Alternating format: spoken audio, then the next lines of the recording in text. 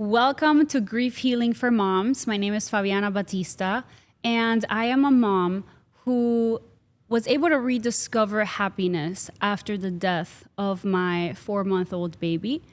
My grief and healing journey have brought me to create this podcast, which is a safe space for moms who have loved deeply and lost, to help them find healing and happiness again, and to give them hope that happiness and healing are possible even after the loss of a child. With me here today, I have an incredible mama who lost her baby at 5 months pregnant. She's going to share with us today her story, what her grief and healing journey have been like, and she's also going to share tools that worked for her to find happiness again. So welcome to Miss Ra Ali. Thank you for having me, Thank you Fabiana. so much for being here with me today. Of course. And I know this is the first time you're sharing your story, right? Yes. In this type of setting. Yeah. So I feel very honored that when we met, you said, yes, I would love to share my story with you. And you were so like, yes, I'll be there. When you need me there. Yeah. I think you have such a pure heart, and it's just so authentic. Where you're coming from and your reasoning behind doing this, that there's no reason for someone to not want to be here to support and to help any mom that could use it. So Thank you so much. of course. I'm very excited Yes. to have you here today. Thank you. Thank you for having me. Before we get started into your story, what would you like our viewers to get out of you sharing your story today? Like, what is the reason you wanted to share your story? I hope that any mom that is dealing with the loss of a child is supported and feels encouraged just from tuning into your podcast. You know, I don't know if I'm helpful or if it would be helpful or not. It will. I could just only hope that it is. It will. Yeah. It will. It will, because I feel like and that's the reason why I wanted to start this, why God gave me the vision to start this podcast, because in us telling our stories, and not only our stories, but also our journeys. What were our journeys like? What did we go through? What did we experience? What emotions did we experience? But then also what worked? What didn't work? Then somebody else that may be going through, another mom that may be going through a similar situation, they can see this and say, oh, well, that worked for them. Let me try it. Maybe it'll work for me. Or maybe it'll just allow them to see that if we were able to be happy at the end of Right. this loss, then they can too. Yes, absolutely. So that's the part that, to me, I feel like hopefully it brings hope, because if we're able to do it, then so can they. Absolutely. And then also we can share the tools and things that worked. And, I tried XYZ and these are the things that worked for me. And so maybe they can try things as well. Yeah. To see I what agree. sticks with them, what helps them, what actually works for you. Because just laying in a bed and just crying and closing yourself off is just not going to be That's it. definitely not healthy, for sure. So tell us your story. Okay.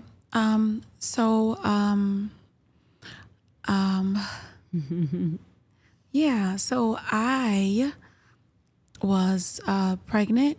It was my first pregnancy, and I was just so excited.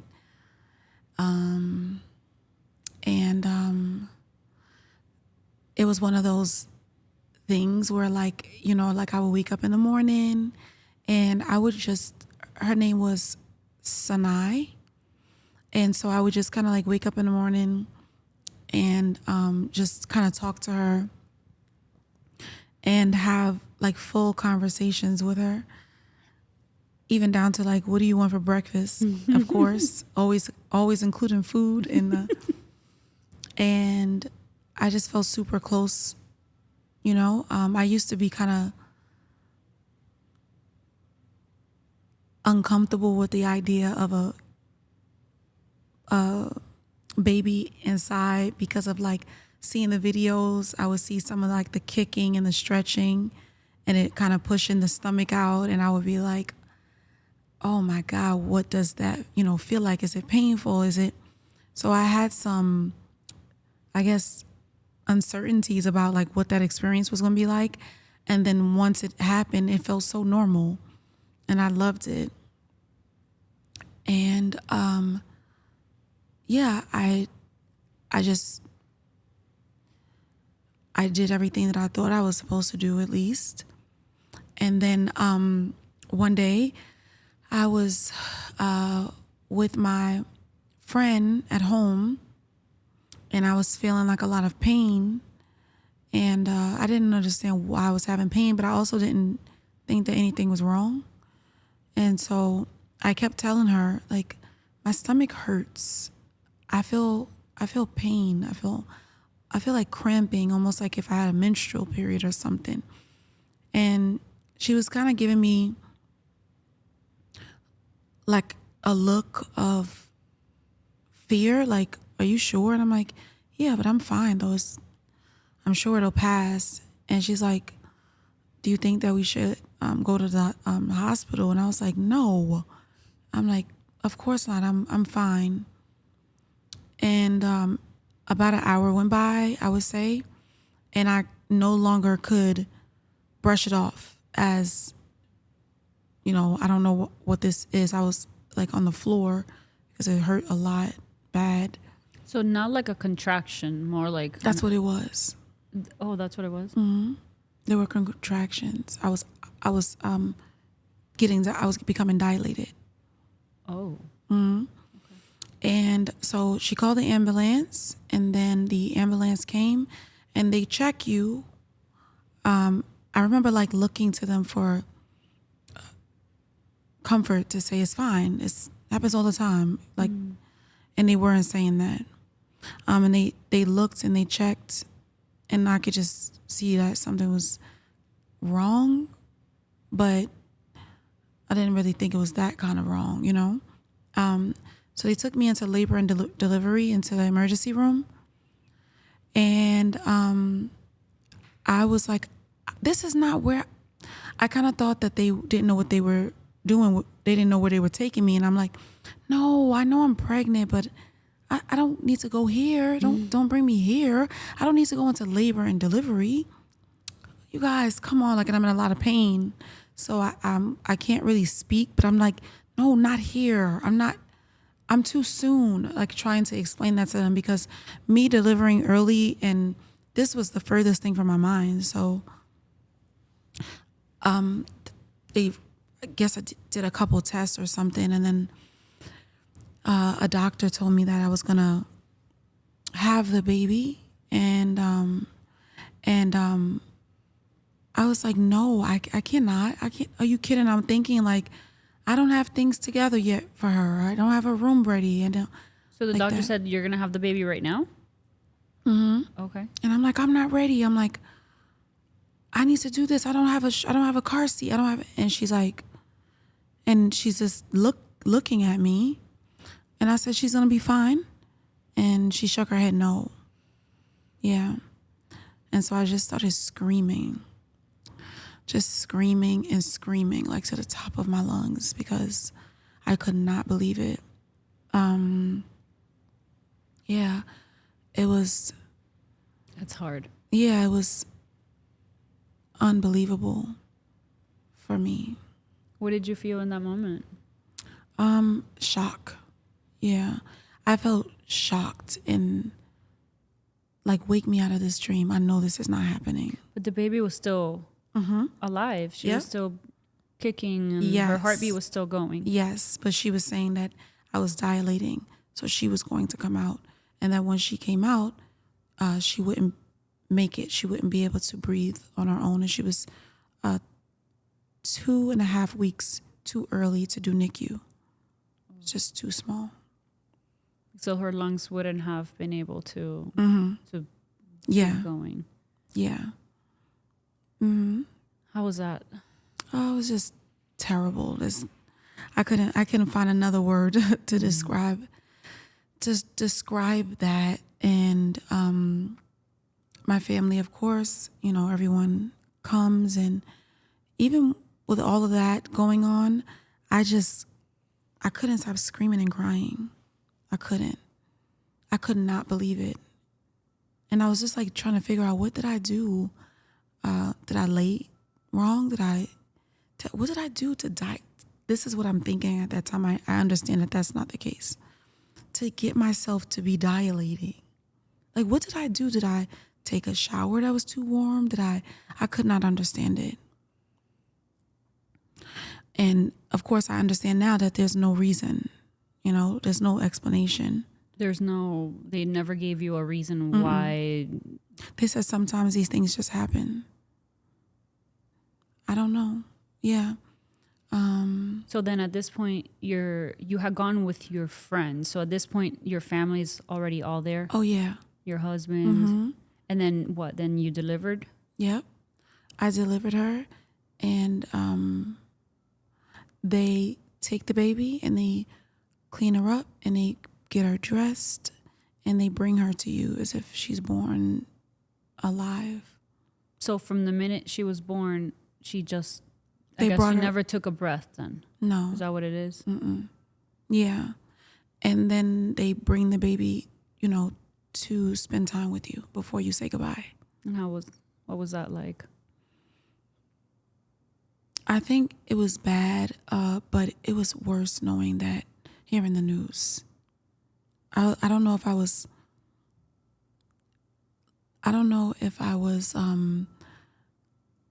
like all there anymore once. The shock of it. Yeah. I remember more hearing the news than I do living through it. I remember, of course, but it was the immediate trauma was the news. The shock of the news. Yeah. Yeah, I feel like that's a pain that it's like I don't know, it's like getting hit with a bat or your head. Yeah. It's just you forget certain things, but that moment, like that pain of hearing those news just stays like imprinted in your mind. Yeah, it's trauma. So, every day I felt empty in my heart and in my stomach. I felt like something was missing because So how long did you get to hold her for? For a few hours. So it was about 8 hours. They let you keep the baby with you. Oh, okay. They there's a certain amount of time before the body will decompose. So they let you keep your child with you for hours. Did you get like pictures of her? I know some moms don't want to. No, I have a picture holding her. Okay. But I don't go back to it anymore. Yeah. So tell me about that. So you give birth, you're holding her. What's happening? What's going through your mind? What are you feeling? What's your husband? What was the whole thing like? It was really truly just agony and crying and heartbreak and just I wish I could do better at explaining my feelings, I guess. But it's just like I just couldn't believe it, I just couldn't believe it. And I was just so broken. I think that's the best way to describe what I felt. I just felt broken. I felt devastated.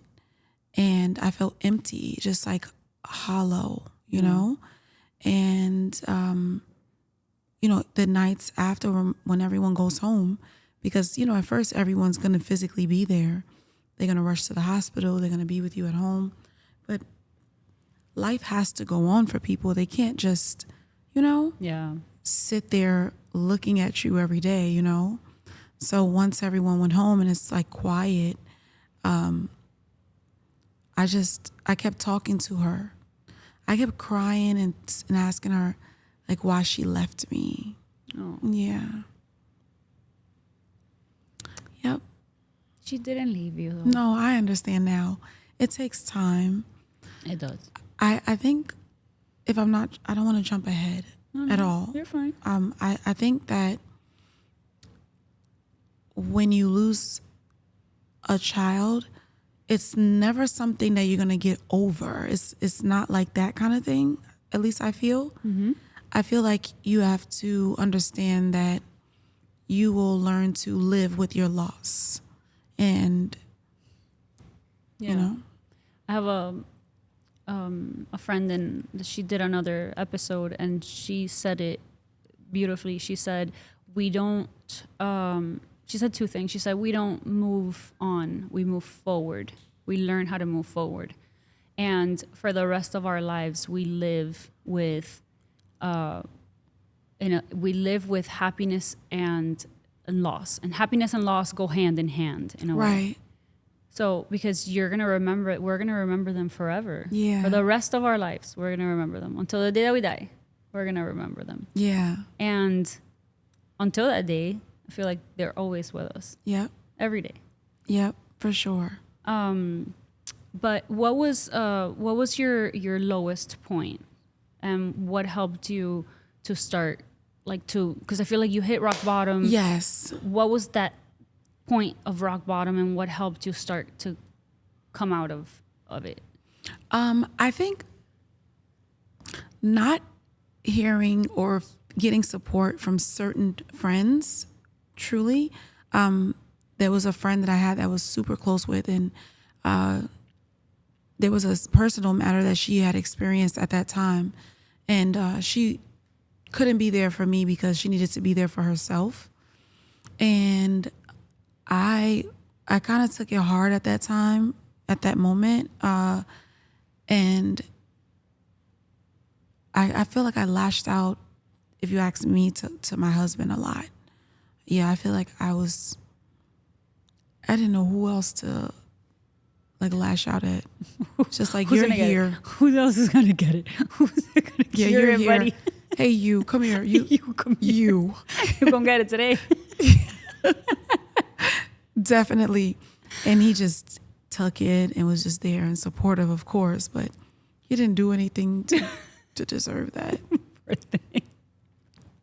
I go home and tell him, hey, by the way, if I didn't tell you before. I know. Sorry. Yeah, truly. So, yeah, so at that time. But it's normal. It's normal. That anger is completely normal. Yeah. Yeah, so that was just hard for me. I don't think that I really started to manage the loss well for about 6 months. I feel. Really? Yeah. I don't think so. What were you doing for those 6 months? Or Crying. doing or not doing? What Crying, was it like? lashing out. The emptiness took a long time to leave, like the space in my stomach. I was not a productive person during that time. I was just very lost. Because, you have an idea of what life is going to be, and this is what I'm planning to do. And then once that happened, it's like you don't necessarily know what are you supposed to be doing now. Yeah. So, yeah. So what was that thing that then helped you to start getting out of that? I feel like it was the time? support of my family, I think, and my friends that were present. Just saying, like, everything's going to be okay. Sanaa is always going to be with you. She's always going to be in your heart. Just checking in. And I knew that I needed to get up and get it together. Did you just felt it, or like did Yeah. somebody tell you, or you Everyone just being there when they, when they would come, and even my husband at the time, he's like, is there something I could do? Do you want to do counseling? I didn't want to do counseling. Yeah. I didn't want to pay someone an hourly rate to tell me it'll be okay. Yeah. I could hear everyone tell me that for free. That's how I felt. Mm-hmm. Yeah, so I knew that I needed to get it together, but it helps to have your support system with you. Right. And then what did you start doing? Just trying to be as normal as possible, trying to get up, get ready for the day without crying, without feeling lost and empty. But how do you go from feeling lost and empty to You have to- now not lost? You know what I mean? I think you're What do you do? I think you're still lost, but you are productive. Okay. So you try to keep yourself busy so that you are working on whatever it is that you need to work on, doing whatever it is that you need to do, and understanding that it's okay to be in a place of pain and push through. You don't have to soak in it for the rest of your life. You can live again. Yeah. Yeah, that's a great way to put that. Yeah. Yeah. Yeah, like you can still get up, go to the grocery store, go to take, I don't know, do Whatever your it is. responsibilities are. Right. And I think time heals all pain. So you can't get through anything without going through the time that it takes to allow you to get through it. So time. Yeah, but I think also, yes, time definitely makes the pain, not that it takes it away, not that it fully heals it, but it just makes it something that you can live with. It feels less sharp, Yeah. if you will. Yes. Like it's almost you get used to the pain. Yeah, for sure. So, but I like what you said. You don't just still get up. It's okay to get up and still move and still do your Yes. responsibilities. Even with the pain, that's okay, but just move. Like Yep. don't just stay stuck in a bed. Yeah. And if you have responsibilities, whether it's other children or if you have a career, if you have a business, while you are, executing those other tasks and responsibilities, it allows you to get some relief to your heart as well, because the mind and the brain is, it's all connected. And so while you're thinking of other things, you take some of the weight off of your heart in those moments. Yeah. So that's how I feel. Yeah, you're 100% right. When baby Dex passed away, I took some time. I was working at the time in engineering, and in my career in engineering, and I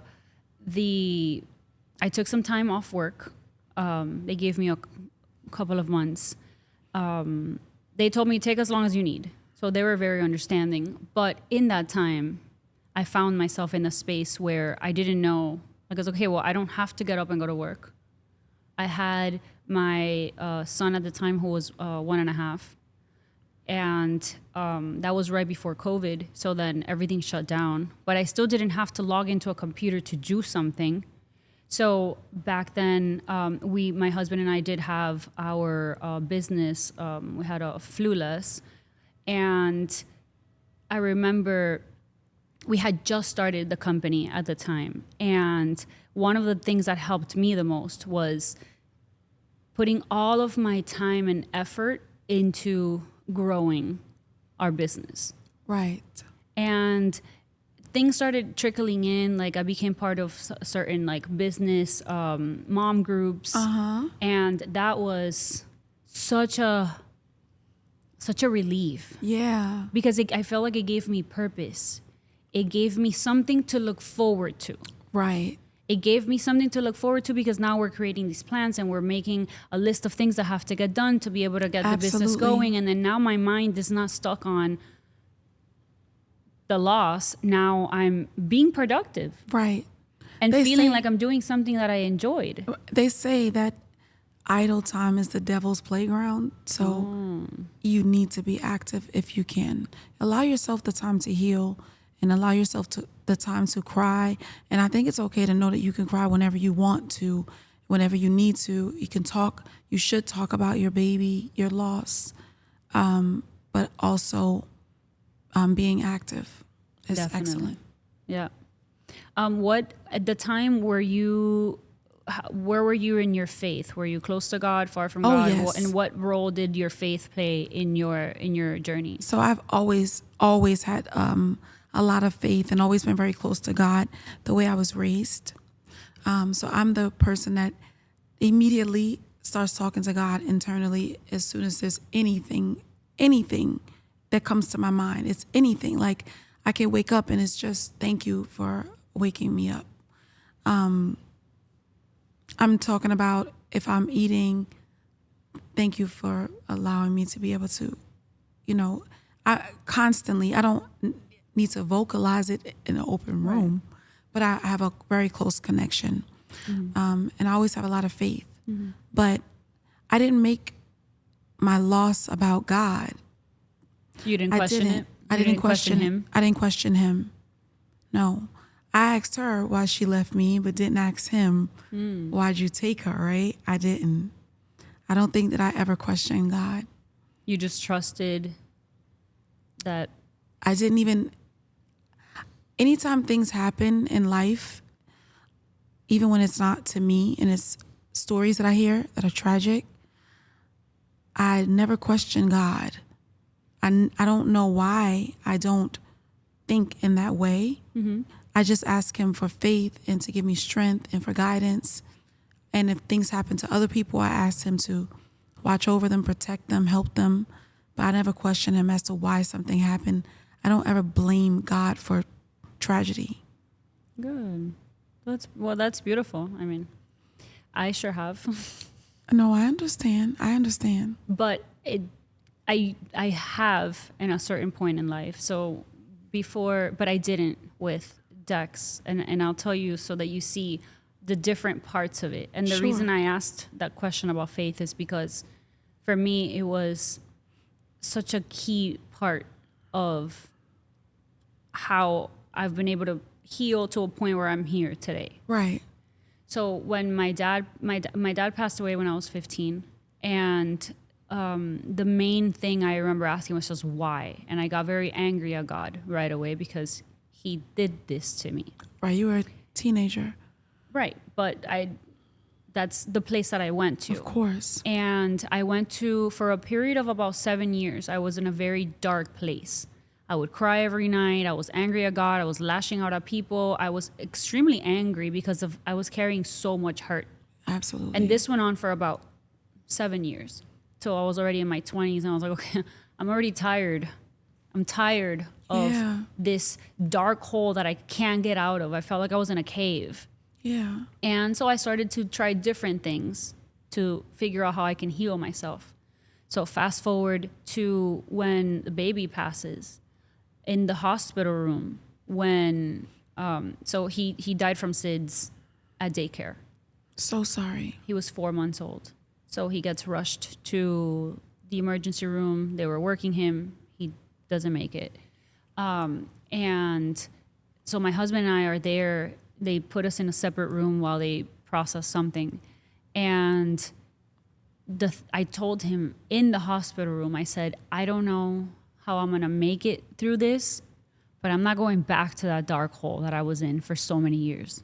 So, and the decision was, I'm going to stick with God. I didn't question God as to why did you do this again. I just said, I don't know why this happened, but carry me through this and help me because I don't know how I'm supposed to make it through this. I thought my dad's passing was bad. This is worse. Yeah. Yeah.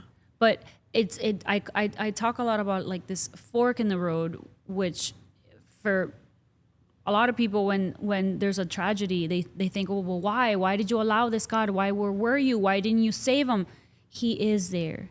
He is there. He's there the whole time. He has your child. He has your loved one. He is with you. And things start to happen once you make that choice. So it's like that fork in the road where you can either get angry at God and start asking why and why did this happen, or I don't know why it happened, but you lean into God. Right. And that's a huge difference because once you lean into him, even if you're not sure why it happened, and even if you do question it, that's fine. But just make it a point to not ask why, because the why leads to that dark hole. Right.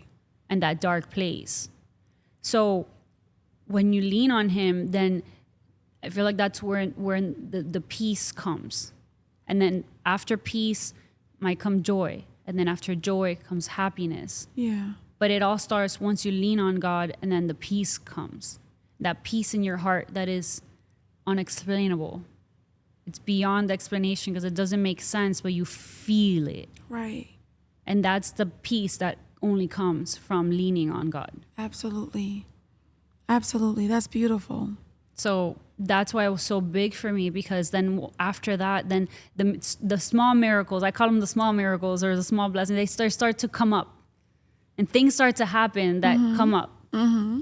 Like when Dex passed, 3 days later was my son Davin he was turning 2 years old, and he had been learning how to blow a candle because he was excited about his birthday. His brother passes 3 days before his birthday. So I didn't know.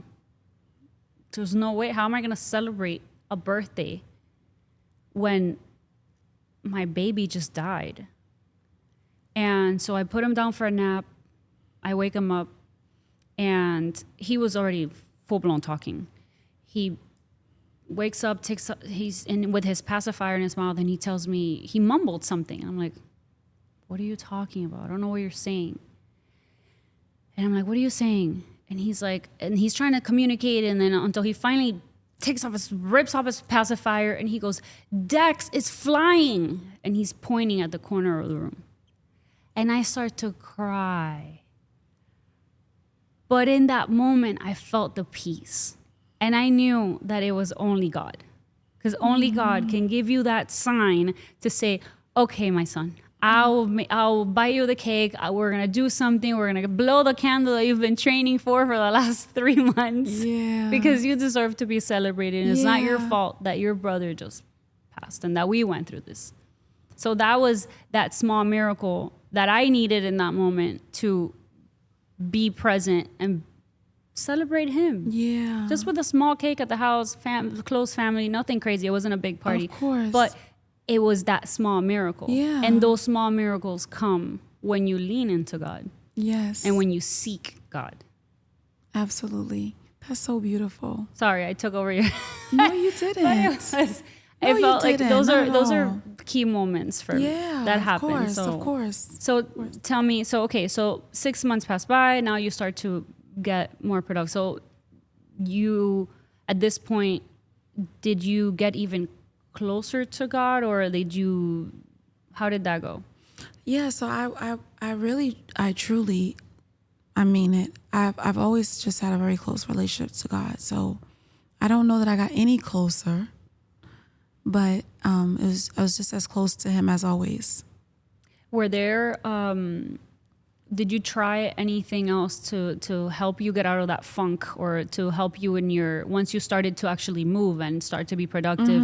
Did you try anything else, or what role did other people play in your healing, and how did all of that help you? No, I didn't have anything else that I could do besides try to stay busy as much as I could, talk about her, because that's another thing I think people would be like, oh, I don't want to bring it up, And I'm like, no, we can say her name. I actually have her ashes in her clothes. Yeah. So I still speak of her still. Yeah, a lot of people are afraid. I feel like maybe people around us sometimes they don't want to bring it up because they feel like it's going to be hurtful, but it's actually therapeutic to talk about them. Yeah. I feel it's the way to honor them. I agree. When you don't speak of it, it's like they didn't exist. So, Right. Yeah. What do you think is a good way for a husband to support his wife during a time like this? Being still, being quiet when he can, I would say, speaking at the right times with the right words, just reminding your partner that you're there with them and that you're both going through something. The dad gets kind of like, the dad gets kind of like pushed to the side, and that's all. But they still feel it. They still feel it as well. So, yeah. Did you ever see him like break down? Yeah, he took it hard. He did. Yes. At the hospital and after. He never ever had a child. He doesn't have any other children except for our other two. So it was a trauma for him Which as well. the other two came after, right? Yes, I have 2 daughters. Yes, I have a 4-year-old and a 3-year-old. Yeah. Yes, they came after. 2 more girls. 2 more girls, and she was a girl. What do you think helped you to rediscover like joy and rediscover happiness? Because I feel like so many times, you know, as moms, like we might share something like this, but I want to be able to give tools and things that have worked so that we can share it with the viewers. Like what has worked? What? Please don't show that when your edits that I yarned. Please go ahead. No worries. So what helped you to rediscover joy? So a lot of time we talk about the story, but then how did we do it? How did we get to this point where now we could be happy again? So how did you get to that point, or when you started to feel joy, and what helped you get there? I said it. I feel like it's just time healing.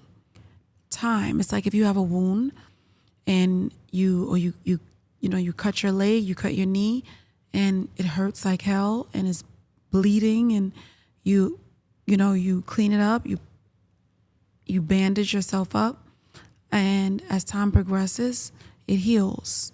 So time, that's the only thing. You can't make the wound heal any faster than it's going to heal naturally. How long after Did I have did you have your my next baby? 1 year exactly. Oh wow. Yeah.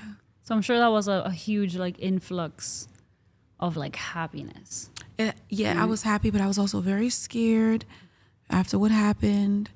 I was like, don't look at me. Don't touch me. Don't breathe on me. Don't breathe on me. I was pregnant during COVID, so I'm like, the doors are taped up. Stay away from me. I was very extreme. Spraying the Instacart deliveries with Lysol, mask. I also had the clear shield. I was definitely annoying as hell. Yeah. I mean, everybody was, but then the pregnant people were like even worse. A different level of annoying. I wouldn't come, like you see where that chair is over there? You can talk to me from there with our mask on. With our mask on. Yeah. And the shield. And the shield. And the bodysuit. I have videos. And when I brought my baby home from the hospital, everyone had to have full surgical gear on. I mean, I was annoying as can be. They could not hold the baby without having full surgical gear on. Hands had to be scrubbed 30 seconds. Hair and hair nets, shields. I will show you the video. I want to see the video. I'm going to show it to you. You're going to be like, wait. Oh my God. And everybody still did it. They sure did. And there you go. They knew, like, it was a way of supporting. Just go along with it. It's just what it is.